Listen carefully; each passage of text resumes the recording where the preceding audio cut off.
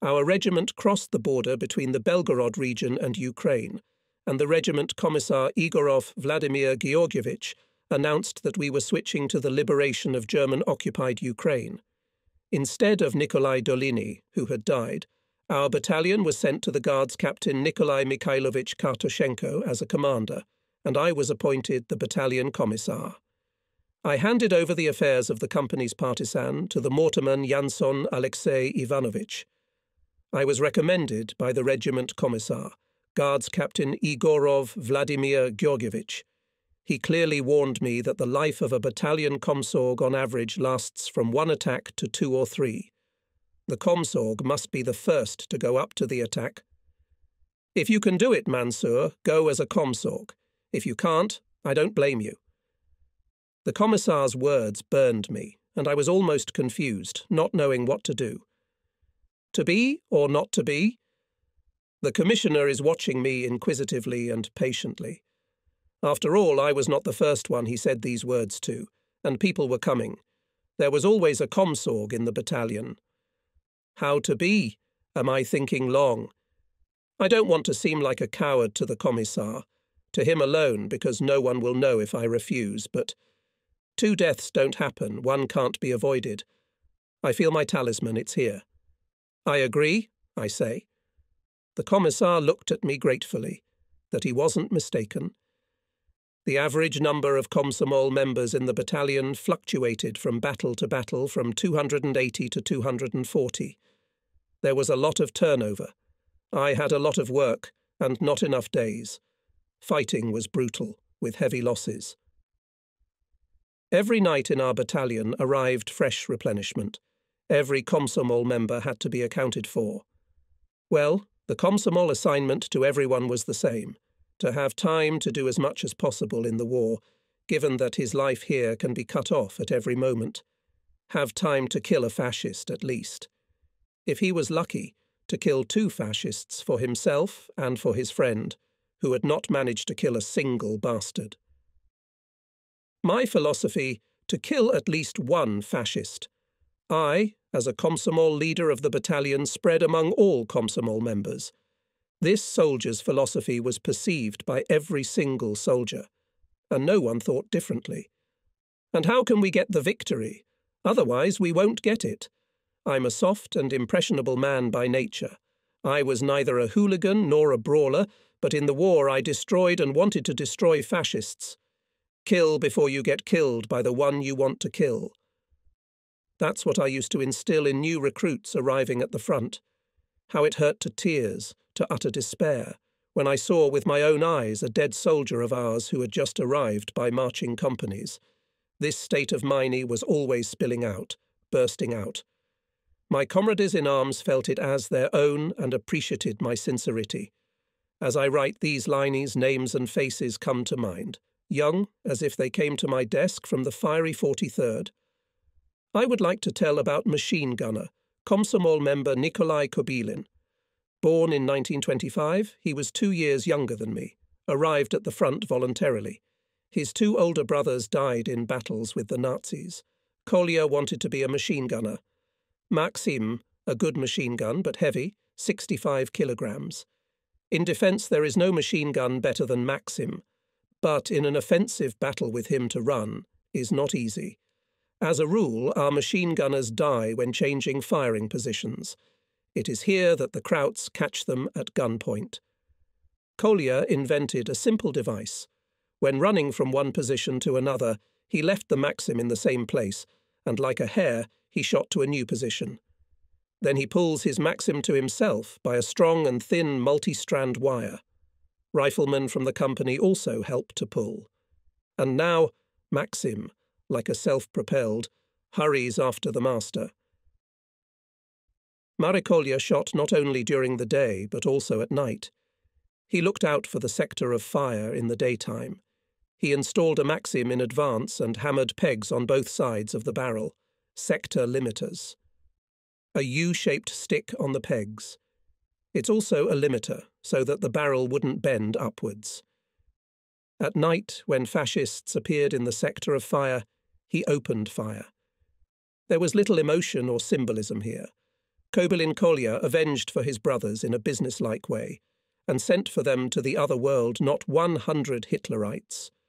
I also remember well a Komsomol member, machine gunner too, Vasily Shamraya, a miner from Donbass, also 25th year of birth. Like me, he came to the front from under armour. Sometimes fascist counterattack our battalion repulsed only thanks to the personal bravery of these two Komsomol machine gunners. Both of them are alive. Kobailin Nikolai Nikolaevich lives in Izhevsk, and Shamrai Vasily Kuzmich in Kremenchug district of Poltava region. Komsomol member Kim Dobkin, our poet, also survived. He was a very lucky scout. Now he lives in Rostov-on-Don. Andrei Bogdanov lives on Sakhalin. Admission to the Komsomol was universal and often did not have time to give a new member of the Komsomol a Komsomol ticket. The battles were hard. The whole composition of the Komsomol organization of the battalion was renewed almost completely in a month. Komsorg never had to gather Komsomol members for a meeting and write minutes, make a report and listen to debates. During combat operations, the Komsomol organization of the battalion was in a state of incessant meeting. Komsomol life was beating the key day and night, without breaks and without protocols. Komsorg, there is not enough ammunition left. Komsorg, the shells are running out. Komsorg, where are the grenades?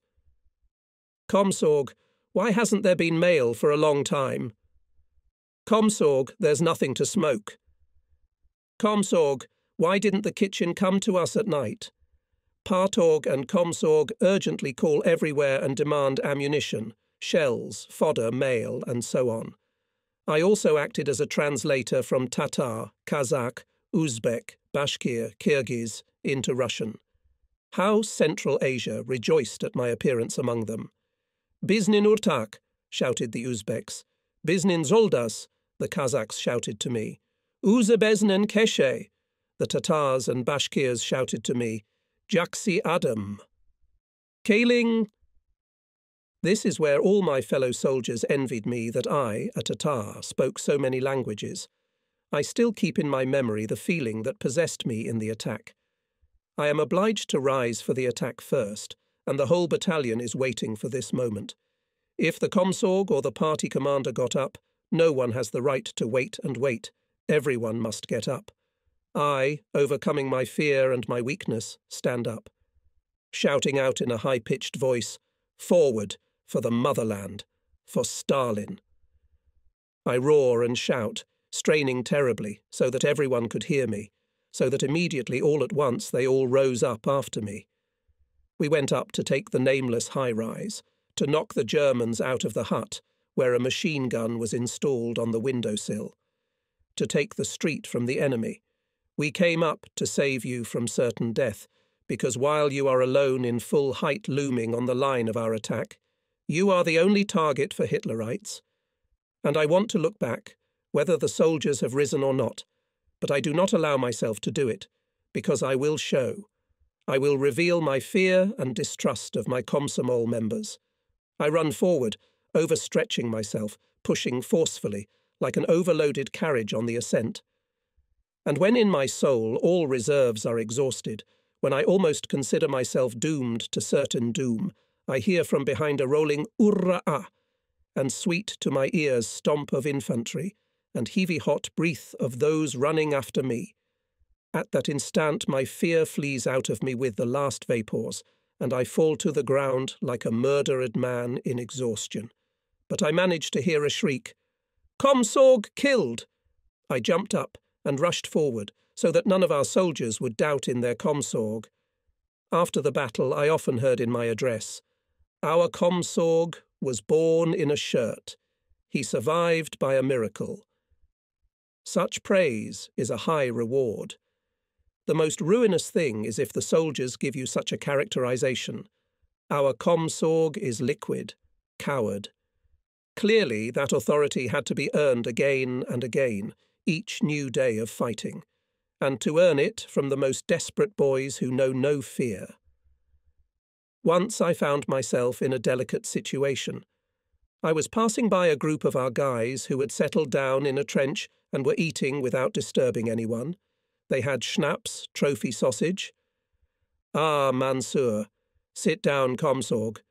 They poured 100 grams of schnapps, moved the sausage as an appetizer. I would refuse, spit and say, "Don't pour me this German stench, but all the boys older than me are heroes. They have 2 and 3 orders, and I have 1 medal, for bravery." We drank, we sit, talking about this and that. Suddenly, "Comsorg, do you mind if we have another 100? "Yes," I said, "but they don't have any more schnapps." They began to look at each other theatrically and interrogatively, and to dig through their bags. There was another bottle. I should have kept quiet, but I jumped out with a question. "Where did you take it?" "Over there." They show me. "There's another one over there. But however, the Krauts are shelling hard there. 2 of our men haven't returned." I'm sitting there thinking, I'm hooked. They gave me a treat, and I have to give it to them. If I don't go, they'll start a rumour that I'm a coward. "Don't, Comsorg," they say. But I could tell from their intonation, I must. The claps belonged to the category of leaders among brave soldiers. It's not a bottle of schnapps at stake here. A clearing of 100 metres separates me from the armoured personnel carrier with schnapps stuck on the neutral strip. I took off my field bag and tent and, I was not. I easily and dashingly threw myself out of the trench like a hare, looping and jumping, relentlessly rushing to the armoured personnel carrier. When the Germans started machine gun fire, I had already managed to run into the dead zone. I took 2 bottles from the box in the armoured personnel carrier, took a breath and thought with my eye. The return 100-metre race must be run differently. The Germans are waiting for me now. Where are they waiting for me? Where did our 2 men lie down? There they are, almost by the trench. So they'll shoot me down there too. Think, Mansour, I've got it. Well, it's time, I commanded myself and rushed in a straight line towards those 2 corpses of our soldiers. They are now my final finish. I reach the fatal zone, the bullets are already sinking into the ground ahead of me, and I fall at the feet of the corpses, as if struck down. I collapsed. I relaxed. I don't even move my eyelids. My eyelids remained half open as I fell, so I lay there. A bug crawls along the boot of our dead soldier next to my nose. The bug crawls on its own affairs and does not realise that there is a war here, and that maybe one more person, whom it looks at and does not see, will now stop living. Well, did the Kraut believe I was dead? Did he take his finger off the trigger? Turned away? Like a steel spring, I rise up and in 3 jumps, alive and unharmed, fall into our trench. The machine gun rumbled, but too late. Where's my company? No. 1 trophy sausage lying around.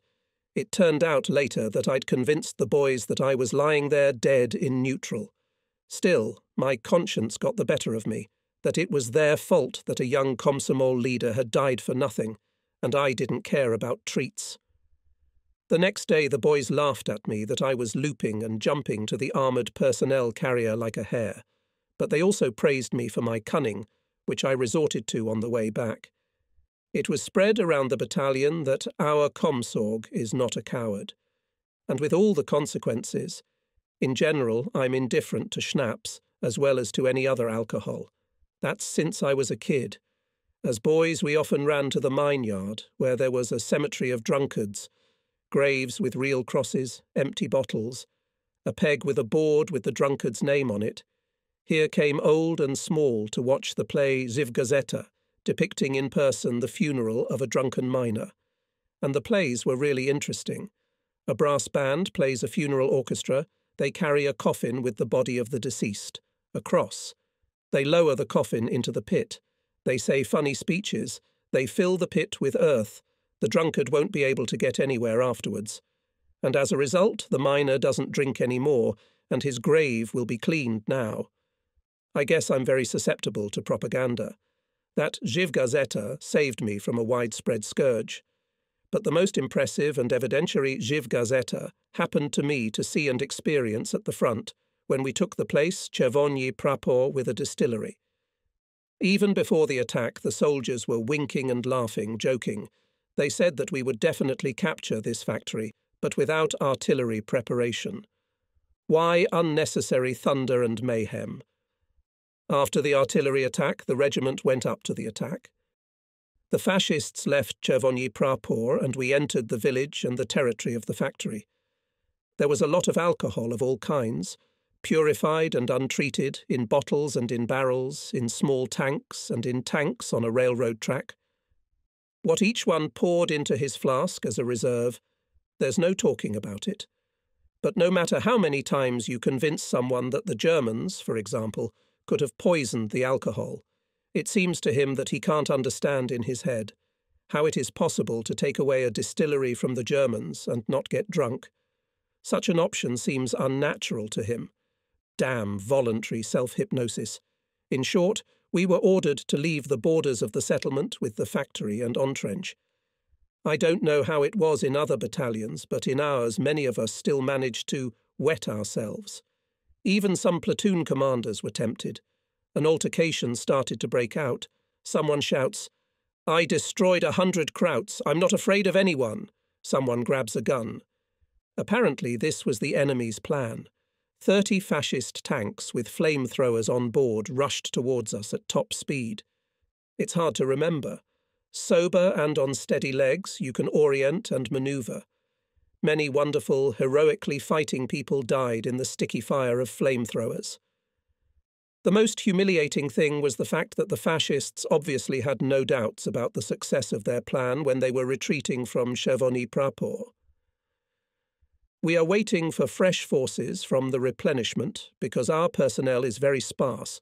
There are no more than 15 or 20 men in companies, and fascist artillerymen constantly disturb us with their fire. Bastards, they hit as if they could see us.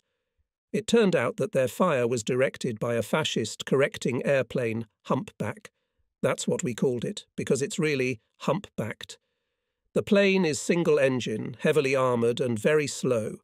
It would hover over our positions and watch the flight or underflight of shells. The mortar company had an anti-tank rifle, and as soon as the humpback hovered over us, I would fire at it from the PTR.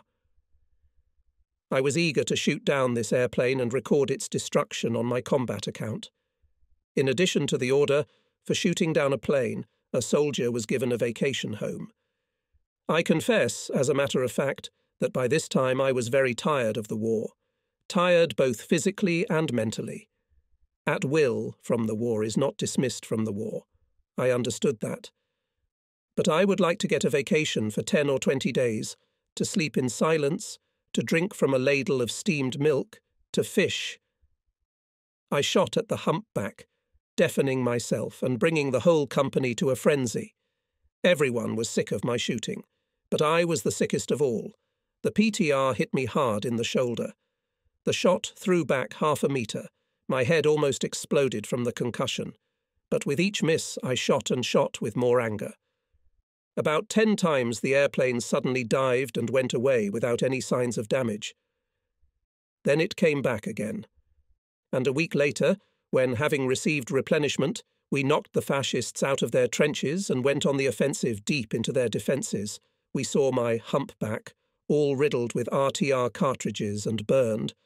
I hit it with my PTR 100 times. I was very pleased that I had actually destroyed it, but tried to prove that this downed humpback was mine. Mansur, you shot it down. Some people congratulated enthusiastically. But maybe someone else shot it. Others doubted, how the mortars criticised me for monkey work. You've stunned us with your patera. I wish you had dragged yourself somewhere with it far away. And now these same mortarmen were surprised to see an airplane riddled with Pater's armour-piercing cartridges. In the regiment, and then in the division, our armoured gunners were asked to actively shoot at Hitler's planes with PTRs. If earlier we could be bombed with impunity by Hitler's planes, now in each raid the fascists lost 1 or 2 airplanes on the combat strip of our division.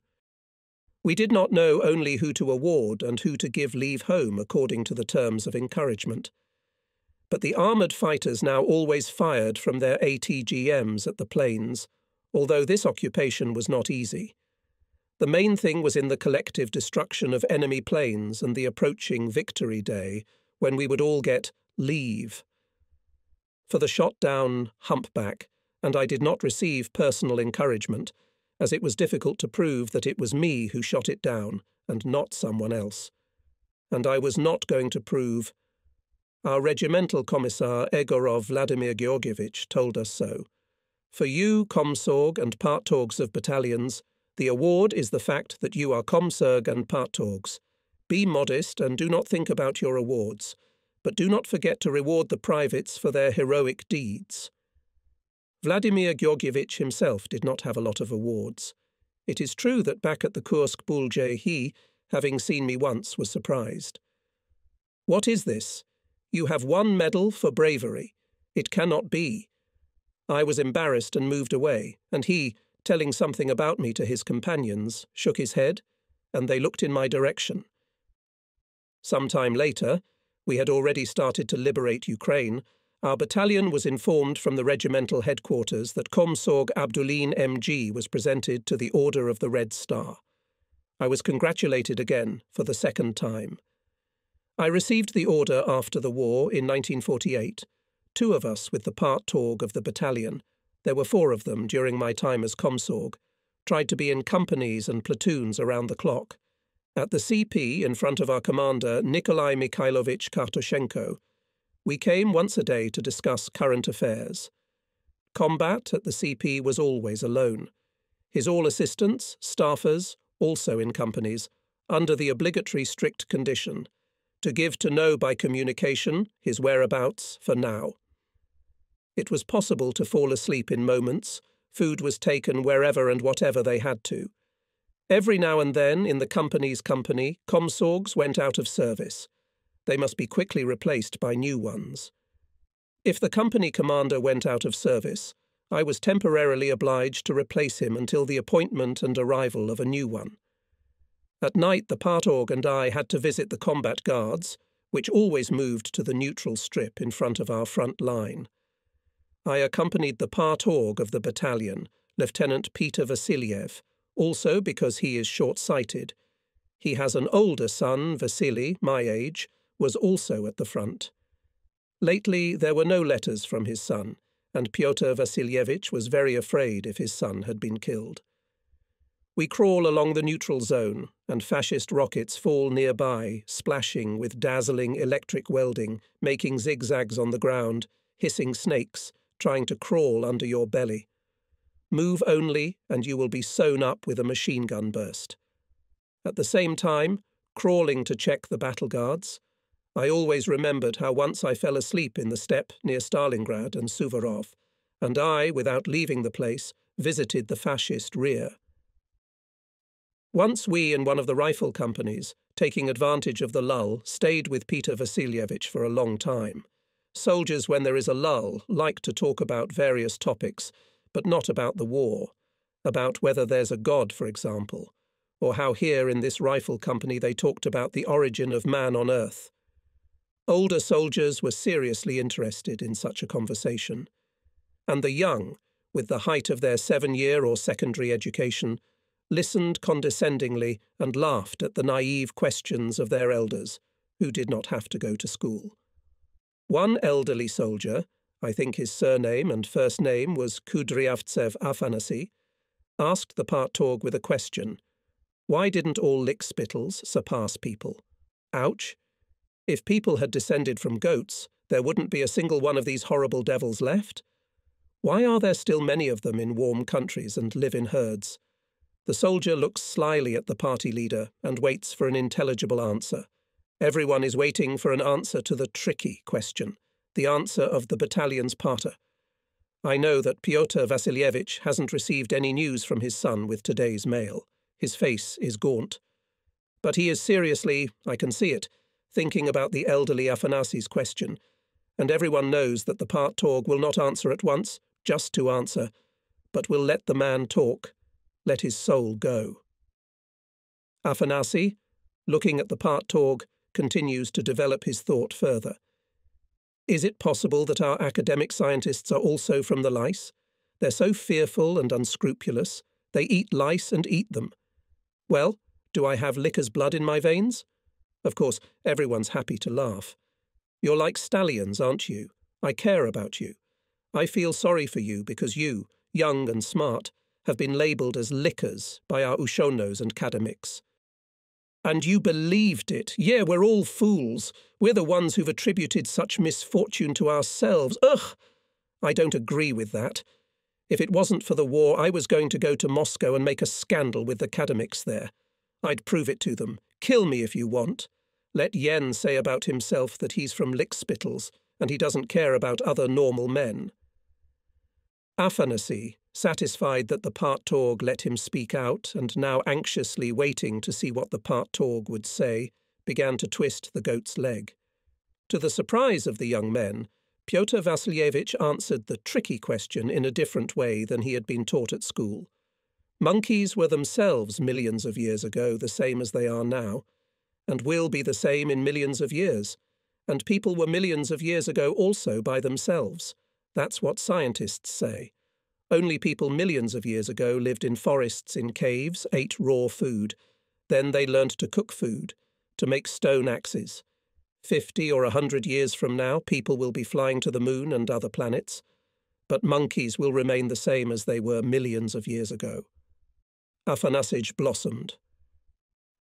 "What am I saying?" he shrieked, ready, it seems, to hug the partorg. "Comrade Partorg, find me this clever book, and where it is written as you have explained it to us so well. Yazvi's her honest mother. I don't need a medal, but only this book." And the young people in one voice, referring to Darwin, to school textbooks, also began to worry and demand an answer. Why did they say at school, "From monkeys"? There was no need to rally. There was a command. "Company, to battle, tanks." Instantly the company scattered and spread out in the trench and prepared grenades for battle. The Nazis, it turned out, went on the offensive throughout the entire strip of our division. Tanks at high speed appeared suddenly, causing some confusion, and our neighbouring 2 regiments began to withdraw. If the left and right neighbours are retreating, it is difficult to resist and do not rush to follow, as there is a danger of remaining surrounded. Here the psychology of a soldier is like this. You can't be the first to start retreating. Whoever is the first to scramble will be court-martialed. Let someone else start, and then I'll see what's what. The partorg and I distributed the left and right flanks of the battalion among ourselves and scattered along the trench in different directions. I didn't know that I was seeing Pyotr Vasilievich for the last time. Tanks are already coming close to us. 2 of our 40-50 tanks fired a shot, but missed. Tanks answered from their cannons on 40-50 tanks and put them out of action. Our men started throwing grenades, but they couldn't do it either. In a hurry, and 2 of them threw their grenades without pulling the pin. In one place our shooters were already faltering. I rushed there and brought them back to the trenches. Otherwise the tanks will start to irrigate them now, like in that company over there, where soldiers threw their trenches and found themselves under the tracks. We took the battle, burning the tanks with grenades and cutting off the German infantry from the tanks. The situation was getting more difficult by the minute. Our neighbouring regiments kept retreating.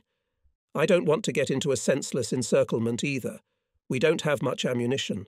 But I know in my gut that it's too early for us to withdraw, and I shouted hoarsely in all directions, "Hold on! Guys, hold on!" Here runs up to me one comsorg of the company and gives me a field bag of Senior Lieutenant Vasiliev Peter Vasilievich and his party card. "Here is another partorg of the battalion killed," flashed in my head. "Goodbye, Pyotr Vasilievich." "Where's the commander?" I ask. They took him away. He was wounded. The deputy commander died 3 days ago. According to the statute in such a situation, the commander of the 1st Rifle Company should take command of the battalion. But there's no time to look for him. "Comsorg, take command. Why are you so quiet?" shouts to me already petty officer. the commander of the 2nd Company. At this difficult moment, as from under the ground grows a giant figure of our Kompolka Guards Major Bilaunov. With him, his adjutant, Guards Lieutenant Kolya Korsunov. "Guys, don't take a step back." Bilaunov's thunderous voice shook the trenches as if we heard the rumble of 30 tanks rushing to our rescue.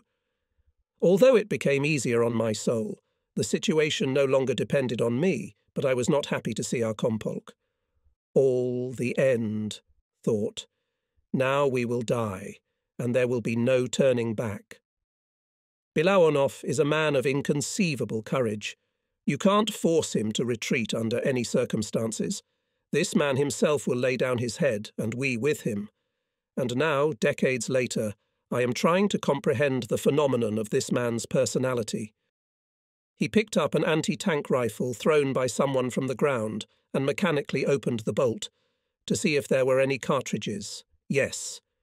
He put a cartridge in the chamber. At that moment, like a moving figure in a shooting gallery, a fascist tank fell out in front of him. It stopped, fired a shot forward from the turret gun and several bursts from the machine gun. In general, makes it clear that he is a formidable force and will now begin to act. Bilaunov found no more convenient position than an ancient oak cross, overgrown with lichen. Having placed his PTR on this cross, Bilaunov begins to aim at the side of the tank. The distance is no more than 50 meters. The tankers, of course, noticed the Soviet officer aiming at them from an anti-tank gun and began to turn the turret with cannon and machine guns in our direction. I was next to Kompolka on his right hand and Kolya Korsunov on his left. And here was the thing. The trunk of the tank trunk, turning towards us, gradually shortened and soon stared at me with a black, transparent hole. I realize that it is death. The pupil goes up and down, left and right. It catches us to photograph more accurately. And I am pinned down, and no force can make me turn sideways. After all, it would seem that Bilaunov will die anyway. What does it matter what he will think of you at the last moment? But such is the power of this man's influence that it's unbearable that even at the last moment he should think of you. Coward! Kompolka is still aiming. I prepared to accept death together with my Kompolka and his adjutant Kolya Korsunov. Now all three of us will die instantly. It rumbled so hard that I didn't immediately realize where it came from. Was it a tank or an RTR? But if I'm trying to figure it out, it means I'm alive, and Kompolka and Kolya are alive. So Bilaunov fired first. Kompolka shoots again, and I notice that he's wounded in his right arm. The tank is on fire. Kolya and I want to take the wounded man to a safe place, but he's stubborn. We have to bandage him here. We don't understand, but Bilaunov understands that in this difficult situation the soldiers should see their commander with them under fire. The fascists are in a hurry to jump out of the burning tank, but machine gun bursts turn the energetically jumping Krauts into ragdolls. Yes, Bilaunov's appearance at the critical moment. Now I understood the effect of his slowness in aiming at the tank in front of the battalion, and his demonstrated destruction of the Nazi tank made our battalion do the impossible. Soon the other 5 tanks visible in my field of vision began to stagger back. The fascists are leaving. In the neighbouring regiments also managed to turn the tide of battle. Our division retained its former positions. The next day I was invited to a meeting of the Regimental Party Bureau, where they unanimously included my name in the Regimental Book of War Heroes. Guards Major Pavel Semenovich Bilaunov with a bandaged right hand sat in the presidium, and I sat next to him. After the meeting of the party bureau, we escorted Bilaunov to the hospital. The regiment took temporarily his deputy in combat unit, Tukru Ivan Ivanovich. I hold a kind of record for longevity among all the Komsorg members of our battalion. I hold no 2 deaths, and here our 32nd Guards Rifle Corps received a combat order to force the Vorskla River from the left bank to the right to reach Poltava from the west. The width of the river is small, no more than 120 meters, and the depth would allow to cross it ford. But the river has a swampy floodplain at least 1,000 meters wide. Where and how to force the Vorskla? The scouts, with the help of the population, the most suitable place for forcing, determined the gravel road and the bridge across the floodplain. The approaches to the bridge should be captured, and not to let the fascists destroy it. The embankment road across the floodplain is high, 5–6 metres. The slopes are steep. If you tumble, you will be sucked into the swamp. Calculations show that if this 1,000 metres to move at a relative speed of 15 kilometres per hour, it will take each soldier 6 to 7 minutes. And if we reach a speed of 30 kilometres per hour, then you can skip this deadly path, and in 3 minutes, the lot of the first to overcome the bridge and seize the bridgehead on the right bank fell to our regiment. Our battalion is the front line. We began to prepare. From the division we were sent flatbed trucks and goose transport, 2-horse, harnessed in pairs. We held flying party and komsomol meetings and discussed how to fulfill the combat order better and with minimal losses. We will have to move under strong artillery fire of Hitlerites. The embankment and the bridge are well shot by them. Yes, the fascists will not spare shells, and few people will be able to get through to the other side. I have never experienced such a thing. This is the hour when everyone will test his fate. Only the lucky ones will survive. Tomorrow, it's hard to survive in the flames. Everyone knows it, but no one has changed their behaviour. I didn't see even the slightest hint of doom in anyone. I felt myself down to every living cell, mentally rewound my entire movie tape of the experience. I thought I was breathing my last day. I thought of inevitability. Where do you go from the embankment? Nowhere. Swamp on the left, swamp on the right. There's only one way forward. And forward, how? Through continuous explosions? So I decided to make this way only on horseback, on a 2-horse cart. I know a very important feature of horses. They do not lose their way in the worst blizzard and snowstorm. Horses will never turn off the road if there are explosions from all sides. If only the explosion didn't kill them, horses won't get lost in the pitch darkness. I've seen them find their way without a light bulb in the mine. I chose a pair of Mongolian horses with a strong 2-horse carriage. Rider Moiseyev asks, "What, my son, do you rely on horses more?" And he patted the horse's neck. "Yes, yes," I say to the driver. "Horses are more reliable. I myself worked in the mine as a horse driver and know horses well. They will never let you down. Horses are the smartest animals." Moiseyev listens to me and seems to be happy. He has lived his whole life around horses. I have struck the most resonant string in his soul, and he shouts in a simple and friendly way, "That's right, son. Horses are smarter than people. They only can't speak, but they understand better than we do." We had enough food in our bags, and we settled down under the cart to have a snack. Moiseyev suddenly looked at me with a questioning look and asked, "Listen, son, were you at Stalingrad or not?" "I was," I said. His eyes rounded. "Is your last name Abdulov?" And I answered him, "Not Abdulov, but Abdulin." "So I was in your mortar company," exclaimed Moiseyev. I remember the company commander, Butenko, I think. I remember Suvorov with a beard. I was sent from the mortars to the trophy team then because of my age. I remembered it myself. "Yes," I say.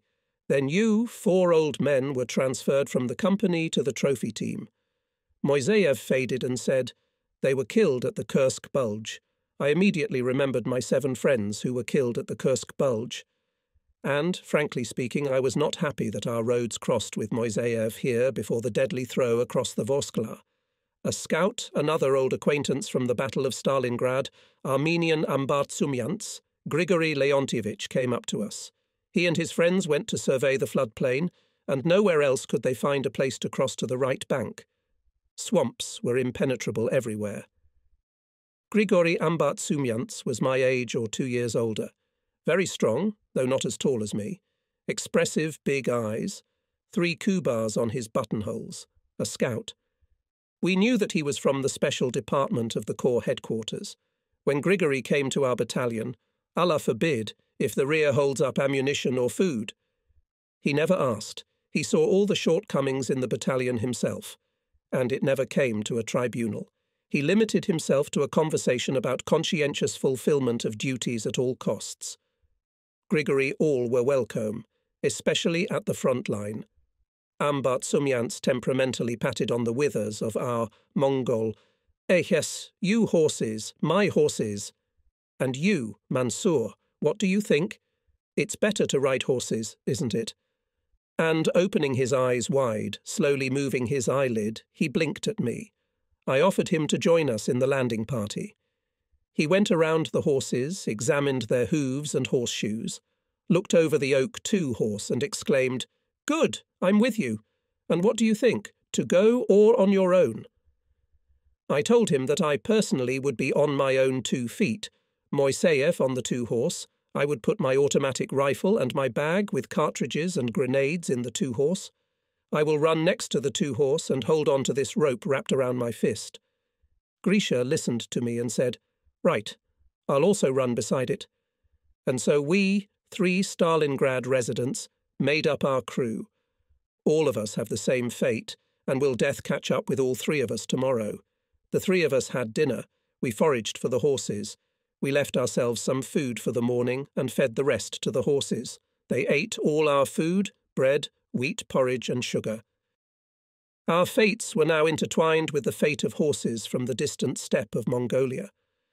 Intertwined together before the great test were 5 living beings. Many times in the war I have seen wounded horses die. They moan like humans and ask for help or death with their eyes. They moan with a human chest, moan. My dear horses, don't let us down tomorrow. Rush with all your horse spirit only forward. Don't be afraid of the explosions that will blaze in front of your shaggy heads. Some prayer words come to me and stretch endlessly. I lay down on the ground and my thoughts began to flow. Moiseyev doesn't sleep all night either. Apparently he's thinking his own thoughts. When I sat down next to him, showing that I was awake, he said to me, "I'm not thinking about myself. I've lived my life, raised a family, 7 daughters, all seen, all experienced, and here you and Grisha boys still. Nothing has not experienced male happiness. You've never hugged a woman. How many sons-in-law have died? Ah," and shakes his head man, "father of 7 daughters. It's dawning." I came to the horses, which were standing unharnessed but tied to the carts. The horses have their muzzles to the ground, and maybe they're thinking too. They harnessed the horses. I went and brought cool water from the well in a cart. Watered them. Everything's ready. Waiting for the signal. We know who to follow when the command "go" comes. There's a 2-horse cart with the boys in front of us too. The headquarters men have passed to the head of the column. Now we are about to rush into the unknown, but forward to the enemy. My soul is in balance. All pluses and minuses are equally placed on its wings. The rumbling of the gondolas. Ahead. Began the movement. Commands and orders are given. Who is to go where? The deadly road is still a kilometre or 2 away. We will leave to it secretly. By numerous alleys, vegetable gardens, bushes, we too, with short stops, are moving off. Someone in front of someone is cursing someone with a horse swear. The 3 of us on the 2 horse, and then, on the death trail, Grisha and I jump off and run from different sides of the 2 horse, holding on to the ropes. The very first of our crews have already rushed forward. Cars, artillery, horses. People irresistibly gaining speed and force of pressure. Now nothing will stop this force, not even death. The fascists opened a barrage of artillery fire from guns of all calibers. Shells and mines with a heartbreaking howl and roaring flew on the embankment road, as if they wanted to level it with the swamps. But the movement did not stop, and more crews jumped out on the highway. Fascist shells began to reach those who were still standing, waiting for their turn. Our turn came too. We dashingly, with a move, flew into the broad road, and the horses themselves, realizing their task, backed high short shaggy tails, took to the gallop. The horses, of a similar 2-horse car rushing ahead, were hot, and we could hardly keep up with them, but we had to keep an interval of at least 20 metres just in case.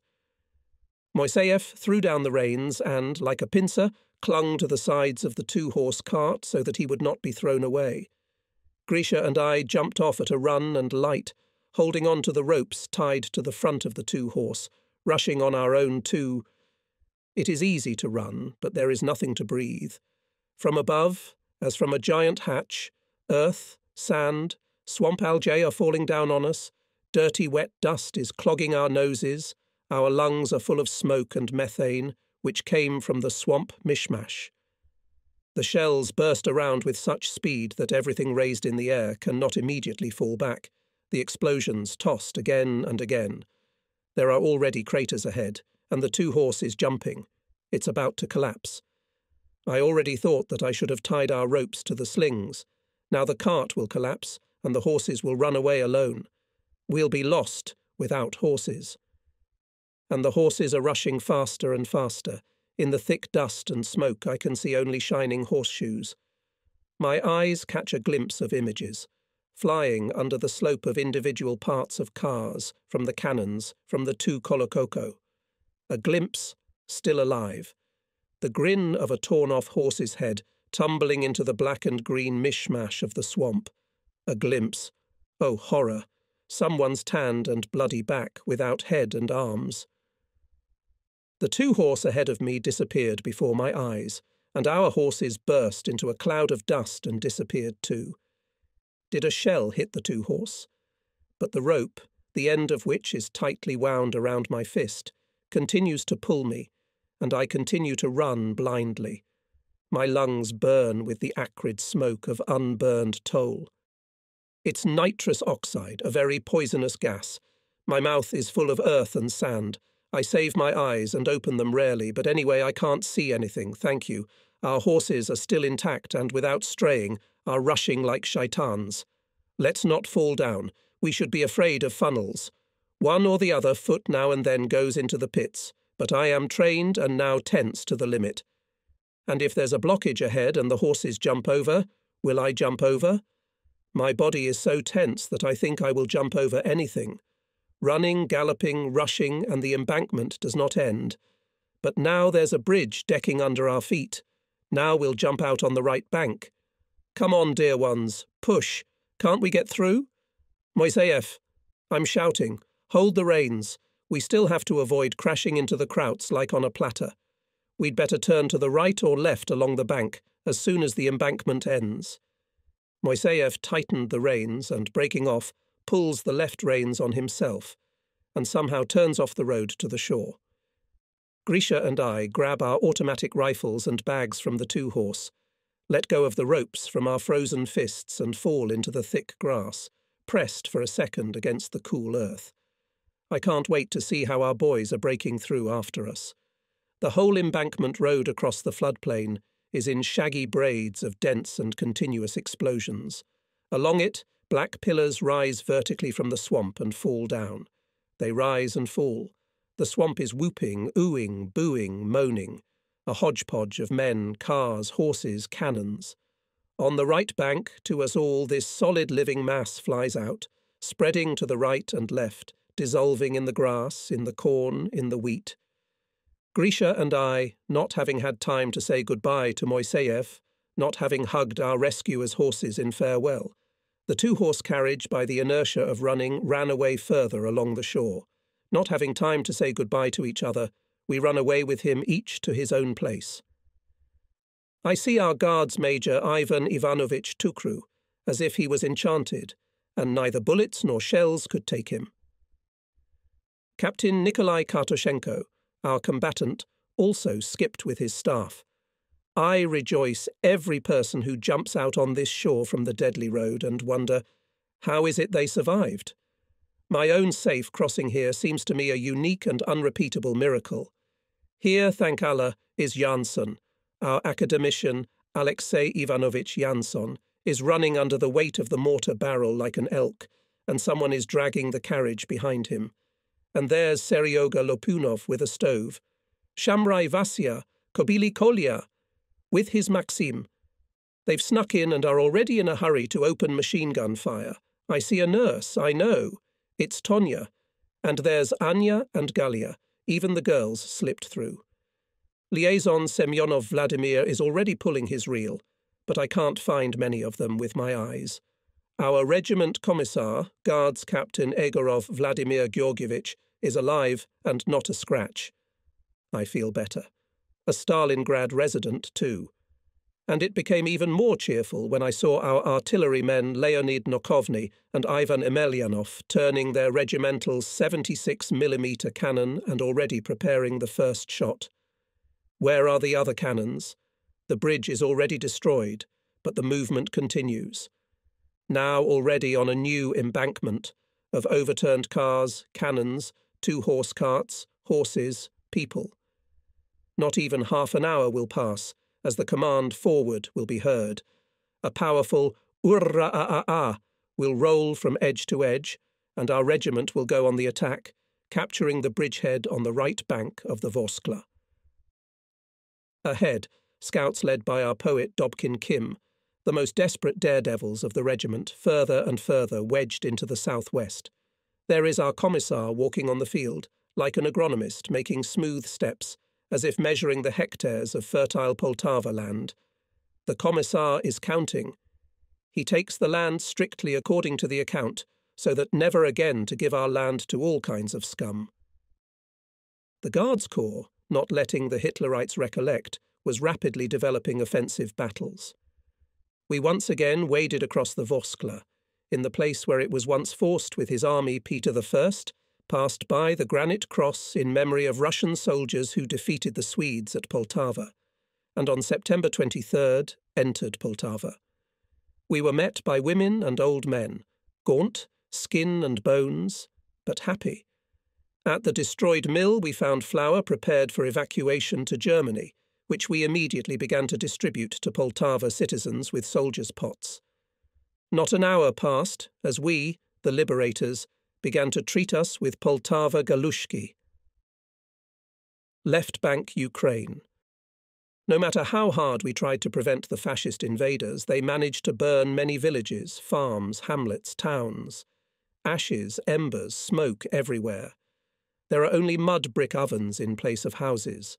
Burnt trees. Total devastation.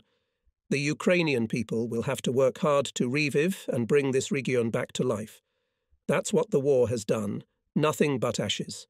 Somewhere, I remember, between Poltava and Kharkov, I saw a cat on the stovey, which was left on the place of the burnt house.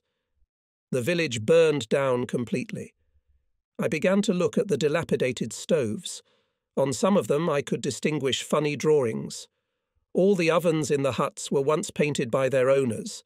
Fairy flowers, roosters and pigeons, cats and piglets. And suddenly, on one of the stoves, I see a real live cat. He was the only living soul in this village. The cat was not afraid of me. He was sitting with his paws tucked up, his tail fluffy around, as it should be. It was he who escaped from the hut in time, and when everything burned down, he returned home. Now, after the war, I often paint the war, and in my paintings about the war there is a detail, a charred hulk of a stove with a live cat on it. By the way, villages and farms were burned by the Vlasovites, who were formed into special teams of arsonists. In Kremenchug, we entered it on September 29, 1943. We liberated the camp where several thousand Soviet prisoners of war were tortured. Partisan underground fighters who had been captured were also kept there. The Nazis in this camp used the most brutal methods of torture and killing of prisoners. Hangings here were unusual. The fascists hung people on iron hooks, by a rib, by one leg, by one arm, by all limbs at once, by the jaw. The executioners in the camp were again Vlasovites. In total, there were about 100 people hanging, but we managed to take 12 or 15 alive. I myself observed an episode that I remembered for the rest of my life. The women were leading several Hitlerites down the street. Each of them had an axe or a pitchfork, a poker, a stick. The women were very excited, shouting and murmuring in Ukrainian. I could not understand anything. But here they stopped near a pit, began to push Hitlerites into it, and several Vlasovites were thrown into it. One Nazi, struggling, shrieks, mine in-house dry Kinder. And the women said to him, "We have puppies. What's the matter? Get him over there." And no force could make me stop this just massacre of fascist executioners. In Kremenchug, fascists mined everything that could attract our attention. The part-torg of a neighbouring battalion picked up a Russian balalaika from the ground. He died himself. 17 other people around him died. I saw a new bicycle leaning against a wattle in the alley, and my unquenched boyish passion to ride a bicycle at pleasure carried me straight to this wattle. Speeding up my step, I made my way to the bicycle, shining nickel. But the senior lieutenant rushed towards it, trying to get ahead of me. Disappointed, I nevertheless take an independent look. I didn't really want to. I turn around 180 degrees and step towards the street. Suddenly there was an explosion behind me. I turn around, neither the senior lieutenant nor the bicycle, one big smoking crater on the place of the wattle, to which the bicycle was leaned. The inhabitants of Kremenchug, having left the shelters, hurried back to their town, to their homes, and explosions rattled here and there all over the city. Children, women and soldiers were blown up. "Right Bank Ukraine calls us. Give us the Dnieper. Forward for the Dnieper." Slogans and posters everywhere. In all newspapers and leaflets we read the call of our motherland. And here before us is the wide Dnieper. 1,100 metres wide. How will we cross? We'll cross on straw sheaves. We'll swim across the Dnieper by sledges, It'll take you 3 hours to swim across the Dnieper, and under fire. Well, Mansour, how? We'll torture fate again. Aye, it's good if your fate isn't all used up yet. And if it's already gone, how many deaths have you seen at point-blank range? Have the gold reserves in the treasury of your destiny run out? On October 5th, 1943, at night, near the village of Vlasovka, just above Kremenchug, our 66th Guards Division, as part of the 32nd Guards Rifle Corps, will begin the crossing with a landing on the island of Peshani. The conditional name of the island is Kaska. The island is quite large, 5 square kilometres, completely flat, level with the water. Not a blade of grass, not a bush, grey fine sand. Looking at this sand from our left bank in the afternoon, for some reason I remembered how I went to a small stone church in Kremenchug. The fascists tried to destroy it several times. They blew it up and set it on fire. Everything wooden in it was burned, but the church is still intact. In the courtyard of that church I met an elder. "Who are you, Father?" "A priest." We sat down and talked. I've already mentioned that I'm naturally curious about all kinds of people. The priest was not wearing a vesture, but an old cotton sweater, and he did not look at all like a minister of a cult. It seemed interesting to talk to him without these ceremonies, in which I do not know the use. What was there to talk about? When I was still a child, I had heard that the Bible had written in advance what events should take place in the world. They said that the Bible predicted everything that was and will be in the world, but with incomprehensible words. Well, that's what I'm saying. If the Bible predicts everything, then surely this World War II was predicted, eh? Yes, yes, my son. I was surprised that he didn't bother me with any wisecracks, and I told him the most important thing that worried and tormented me. How long will this war last? I was sure he would shrug his shoulders, but he hesitated, as if counting or remembering, and said to me, "About 48 months. What was the priest using to give this time frame? Certainly not the Bible. I knew that. It was probably his common sense intuition." Now, sitting on our left bank of the Dnieper, clinging with my thoughts to this figure 48, I counted and recalculated, and it turns out that if this figure is to be believed, the Dnieper, the middle of the war. 5 days, from September 29 to September 4th, 1943, our division was preparing for forcing the Dnieper. Each soldier of the rifle companies had to build himself a watercraft. They wrapped sheaves of straw in a raincoat tent and sewed it up with stern or simple threads. The result was a large pillow. They tested it on the water and made sure that they could hold on to it in the hope of not drowning. They darned their bags, trying them on the water. I swam very well. I grew up in the Chelyabinsk region on the Mias River. There were many lakes there: Turgoyak, Yenishko, Chebakul. In all the lakes I bathed and swam long distances. Who would swim farther? But I needed a float as well, as we will not swim lightly but with full combat gear. I've got sailcloth boots on my feet. They're very tight on my feet, especially when they get wet. Machine gun, 2 discs, 2 grenades, a TT pistol. I'll use my duffel bag as a float. I darned it well, greased it with rusty American scuppers, stuffed it with fresh dry straw. On the night of October 5th, 1943, near the village of Vlasovka, we started the crossing from the left bank of the Dnieper to the neutral island Peshanyi. This island divides the Dnieper into 2 arms, left and right channels. Our left channel is 700 metres wide, and the right one from the Germans' side is 300–400, and in addition a narrow channel, shallow, on whose long ago the fascists snuck to the other side of the island and prepared to meet us in well-fortified and braided to the colour of sand trenches. But we didn't know it yet. All the battalions were launched on the water, quietly, without noise, and at once, deliberately upstream, correcting for the drift of the current. The Nazis have not yet revealed themselves in any way. In our battalion, I was assigned to be the trailing one. There was no one left on the bank from our battalion, and I entered the cold water of the Dnieper. The water is black. The night is black too, even if you poke your eyes out. Not a single star in the sky. Actually, for crossing the river, you don't need a better condition in nature. I swam. It's a bit heavy, but you can swim. 700 metres, plus it will blow away 400 metres. It's all right, I can take it. I'm swimming. I estimate that already less than half of the distance left.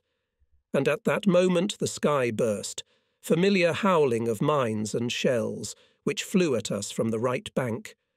A waterfall came crashing down on me from above, along with everything held up by the water. My feet bump into all sorts of objects, then small ones, then something massive and soft. There is a mass of all sorts of crumbs on the water: chips, debris, rags, boards, sticks. The surface, like a cassock, is covered with straw from the watercraft torn by shells. The water, as in a storm, throws me from side to side with elastic blows. It's the explosions of shells create water shocks from all sides. Here I was, whipped into the air by an elastic water column, but immediately, falling back, I was submerged under water, and my eardrums felt the sharp pain of 100 water shocks from explosions. There was no escape on or under the water. I remembered how sometimes I had to stun fish. Now I'm a stunned fish myself. I try to row harder and harder to get to the island, but I'm twisted in all directions by the waves. Then I start to swim back to the left bank, but frightened of it, I turn to the right bank. I am less afraid of the island. I don't know yet that the fascists are there. The right bank too, though hundreds of fascist artillery barrels are now beating from there. I'm afraid of drowning people clutching at me. It is a sin to be afraid of one's comrades who, maddened and swallowed by water, grab each other with a dead grip and together hide under water. A drowning man is like an octopus that ambushes its victim, and no fate can escape from its pincers. That's the fear. I swim alone amidst the mad chaos and drowning people. But here I notice how one soldier, often sinking under the water, grabbing air with his mouth. It seems that he could still swim, but he is exhausted. How to help the poor man? I carefully approached and touched his arm with my float. His hands instinctively wrapped around the duffel bag tightly, and I support him a little behind his back. He breathed often, groaned, and looked at the world with unblinking eyes, as if seeing it for the first time in his life. It was a frightening sight. He's now out of breath and beginning to think. I swim beside him, nudging him a little. He says to me in syllables, "Thank you, friend. I was glad that now he was not dangerous for me. and I also took hold of his duffel bag with one hand. I floated on my back. My rescued also loosened his grip, began to hold on to the bag with one hand, and with his right began to row. Strange and beautifully organised man. Even in such a hell one can experience moments of true happiness. I am glad that I found a comrade, that I saved his life. We swim and look into each other's happy faces. Finally we felt the bottom with our feet and stood up. The bottom is gentle. Flashes of explosions illuminate the figures of our soldiers running from the shore into the depths of the island. Momentary flashes highlight the pandemonium. Explosion! And another explosion! The sand rose up around me and wouldn't go down. It seemed as if 1,000 prehistoric lizards were dancing on the sand, spreading their webbed black wings, with which they catch and forever devour people, laughing deafeningly with their fiery eyes. We, little men, flounder between the clutches of these monsters, looking for salvation. Together with the sand, some pieces falling from the sky look like shredded wet wood. They are pieces of human bodies. My rescuer runs next to me and shouts to those who are running and falling, "Where is the 13th? Where's 13? While we were floundering in the Dnieper, all regiments and divisions mixed up, and now no one can find their own. Where are ours? Where's the commander?" Flashes in my head, arose from somewhere and clung to consciousness' stupid answer. Look in the sand, look in the sand. Almost all of them are lying in the sand, either corpses or alive. You can't understand. Heads sticking out like watermelons in a melon patch. I have sand everywhere. In my mouth too. It's slapping my face, scraping my skin like sandpaper, slapping, slapping, slapping, slamming down on top of you. The blast wave slices and knocks you to the left. Before you can fall, another blast wave tosses you to the right. And I'm tumbling all over the place, and I'm falling. I twist and sink in the wet liquid sand like a crab. Sand-water silt solution tightly encases my battered and exhausted body. I want to lie there without moving. The water doesn't allow me to hide my head. You'll choke. To put my head out, is that salvation? A blast wave would tear it off. If it hurts, I can't get out. It sucked me in. I could barely get out. My comrade from the 13th Guards Division was looking for his comrades, but he found no one. He fell down next to me and shouted in my ear, "My name is Sashka Kolesnikov." Sashka, let's not be separated. Got it? Help each other if necessary. Got it? Got it. I'm shouting. The fascists are pounding and tearing the island. They don't give any respite. What to do next? Our automatic rifles don't work. All slots are jammed with sand, grenades too. The muzzles of half-filled Maxims are sticking out. Only sapper shovels are shining. The only weapon that is not afraid of sand. And where's our enemy with whom we'll fight? Fascist artillery on the right bank of the Dnieper? On the bank, from which we are separated by another channel. Sashka and I decided to go deeper along the island, towards the right bank of the Dnieper. It's quieter there. There are no explosions. There's a dead zone. We run, jump over people lying like seals. Stop. There's no one else. But what is it? Machine guns are hitting us in the face. The red flames from the exhaust give them away. So the Nazis are on the island? That's why the shells aren't bursting there. Fascist artillerymen are beating through their own. That's it. The Germans are on the island. We must keep our ears open. But we're all deaf. We have to keep our eyes open.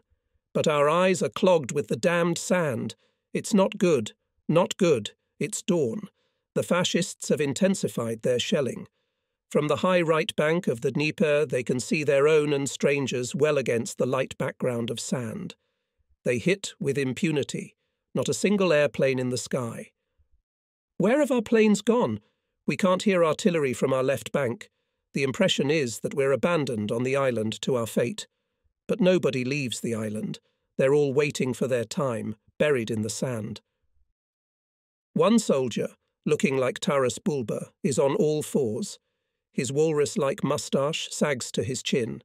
He shakes his head, trying to shake off his deafness. Explosions dance around him, and he's thrashing about in all directions, thumping the air.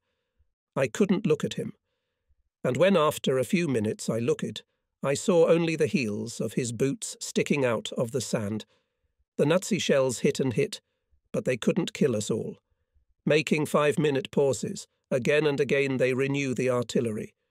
20 minutes of pounding, and again for 5 minutes. In my head again runs the movie of my war experiences. Here is the road across the Vorskla. Here is Czerwony Prapor, Dragunsk. Here is Prokhorovka. I remembered the whole Kursk battle, and here's a glimpse of the Stalingrad battle. No, nowhere was the situation so terrible as here, and I thought that all the horrors of the cruel battles remained at Stalingrad, at Kletskaya, at Kalach-on-Don. I thought that the heaviest battles remained at the Kursk Bulge, and never nowhere will I be more difficult and dangerous, as it was there, at Prokhorovka, at Dragunsk, on the deadly road across the Vorskla. And now here it is, this island on the Dnieper, a grave island. By its unjust cruelty and sense of doom, it overshadowed in my perception all the battles from the Volga to the Dnieper. We, unarmed, stunned, half-blind, concussed, scattered, helplessly dying under the cruelest artillery fire of Hitlerites. They are climbing. I am chasing them away, but they are climbing. Thoughts about someone's strategically irreparable mistake. No connection with our left bank. The only benefit from us is that we divert a mass of fascist artillery, which Hitlerites could now use somewhere else. Stop, Mansour. Maybe that's the strategic idea. Maybe you won't lay your head down here in vain. It looks like the Nazis want to destroy us faster and move their guns to another part of the front, but they do not manage to destroy us here completely, and with new force and anger they resume firing. The day passed. By night the fascists stopped firing. Sasha and I resumed searching for our own, and with us all those who can move. They're looking for at least a regiment. If you find a regiment, you'll find a battalion. And the divisional headquarters remained on the left bank of the Dnieper. Somewhere the boys chewed bread and shared it with us. What about the rest? In the expectation that they would be transported to the left bank, a lot of wounded people crawled to the water. We should report to the left bank. Sashka suggests I swim there, find the command. Sashka's right, but I'm scared.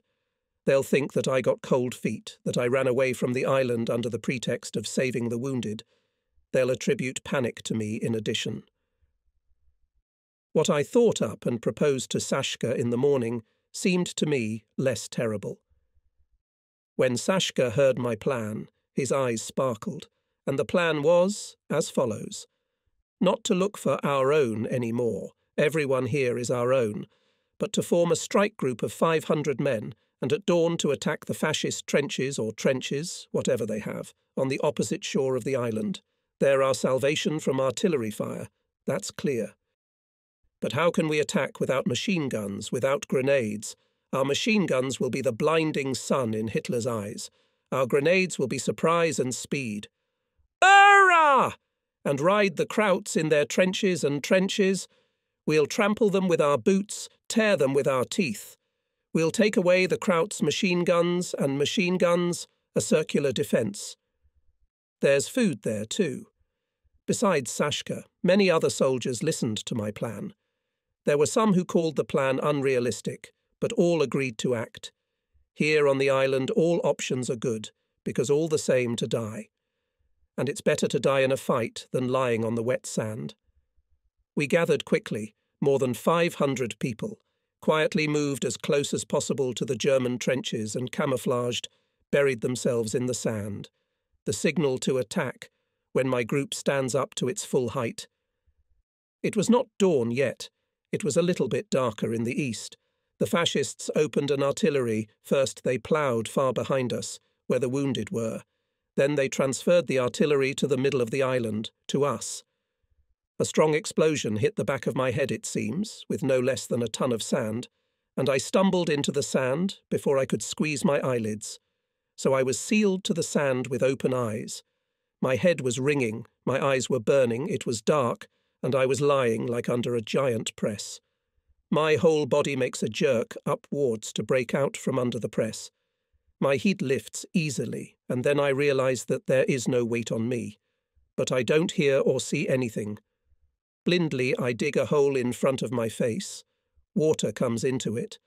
I grab that water in handfuls, mixed with silt and sand, and splash it into my open eyes. I need to see. I spit mud into my heated and inflamed eyes and recognize a bloody and murky glimmer of light in front of me. At first maroon, then lighter and lighter. Sashka raked up the sand and, drawing water cleaner, also splashes it into my eyes. I try to blink. It hurts. I blink, and I feel better and better. And the dead silence is just for me. Still explosions all around. I can barely see them, but I can't hear them. Sashka pushes my face into the sand with his hand when I have to duck. Then, when it's possible, he lifts me up by the scruff of the neck. Oh, Sashka, Sashka, what would I do now, if not for you? Help me out, friend. There's no sound for me. I repeat the movements of my comrades. They press their heads against the sand, and I also. Lost, I think. That's it, the end. I looked to the east and saw the sun rolling out from behind the horizon. Sashka poked his thumb under my nose.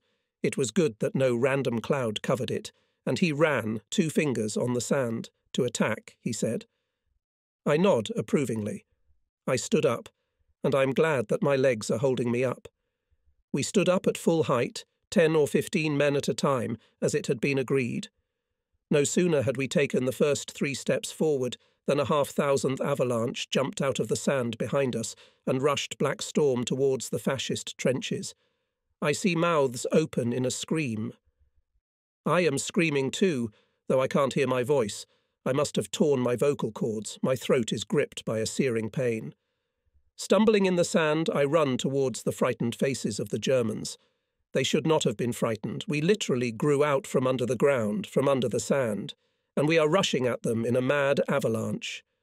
Some of them hastily reloaded their automatic rifles. Most of them had a look of utter confusion on their faces. Probably the mere sight of us was capable of shaking the psyche. Strange thing is, I'm afraid of causing such terror myself. It's hard to tell. I see the numb horror in the man's eyes, and that horror overflows into me, grows in me, doubled by the answering look.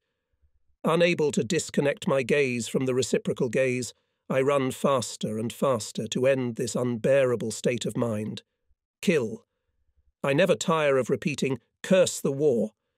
Many of those running beside me fall down, but the sun has blinded the Germans, and they hit inaccurately.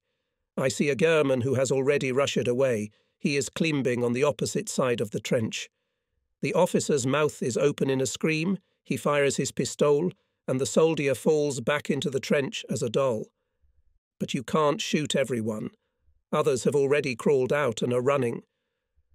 We jump from above on the shoulders of the most desperate or simply paralyzed by terror. Germans. Stomping and crushing them with heels and fingers, taking away their machine guns. There's our soldier sitting on top of a kraut and riding him back and forth. I work with my jammed machine gun like a club. At last I tear off from the killed fascist a serviceable machine gun, and now I am not afraid of the devil. I shoot at the fleeing krauts. We cleared a patch in the trenches up to the water, all armed with German automatic rifles. From the right and left flanks, Germans are throwing at us like mad dogs, but we have grenades and machine guns. Finally, the Germans are running out of strength. We threw the corpses out of the trenches, and the first thing we did was to bandage each other. Sashka brought me clean water in a cauldron, and I rinsed my eyes. Now it stings less, and I see better, but I can't hear anything.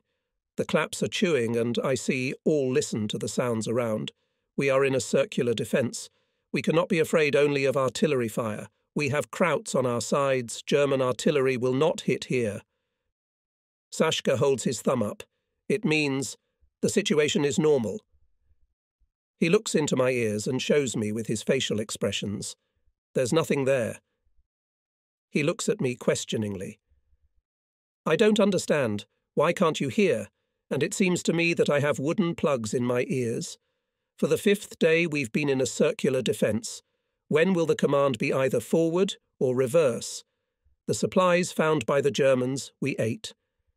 In the morning of October 12th, I can't understand what's wrong with the boys. They turn their heads with interest and try to stick out of the trench. At last, Sashka shows signs.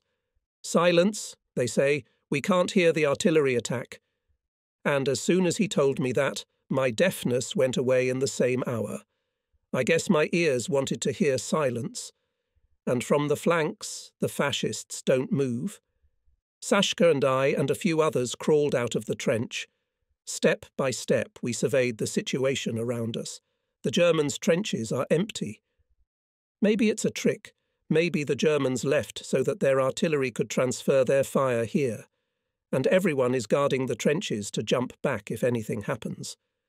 I see groups of our soldiers in different places on the island, and they too, stretching out their gaunt necks, twisting their heads, looking for someone to ask, "What's the matter? Why don't the Germans open an artillery bombardment?" And the island looks like a lunar landscape. Sinkholes, sinkholes.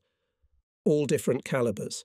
In the craters, bloody thick liquid and corpses, corpses, corpses. Yes, the Nazi artillery did a good job here, be damned.